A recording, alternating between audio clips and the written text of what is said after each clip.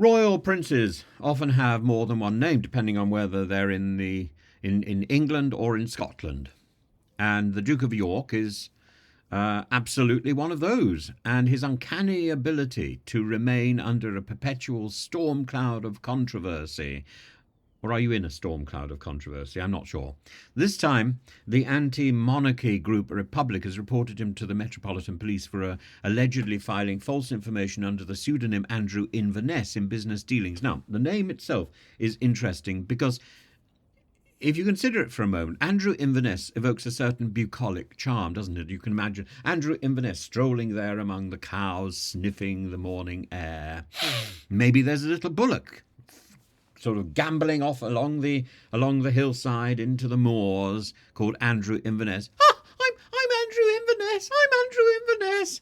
Yet it's alleged that this picturesque title was used to mask the financial activities of the Duke. The Duke, as the Earl of Inverness, therefore already has a little bit of Inverness in him. He holds that title, but critics accuse him of employing it for business anonymity, a sort of aristocratic invisibility cloak. And this saga centres on a company called Naples Gold Limited, which is a little bit like Naples Yellow. Naples Yellow is a real thing and quite difficult to acquire.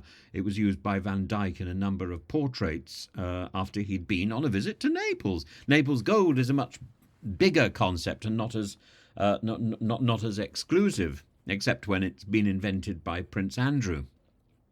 It was all incorporated, this particular company was incorporated in 2002 with sports tycoon Johan Eliash, and then dissolved in 2021. And allegations include the use of a false name and a residential address where the Duke reportedly never resided.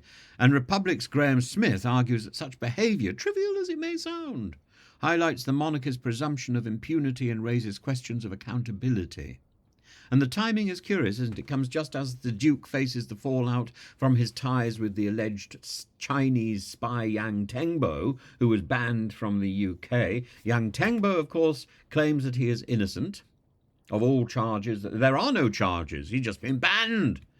His visa hasn't been renewed. And Yang linked to the Duke's Pitch at the Palace initiative, allegedly frequented royal residences, an unfortunate juxtaposition for Andrew, who seems to have the knack for attracting dubious connections.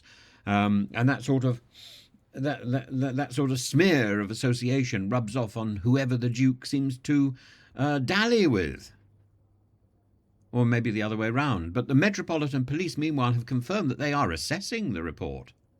What does that mean? They're assessing the report.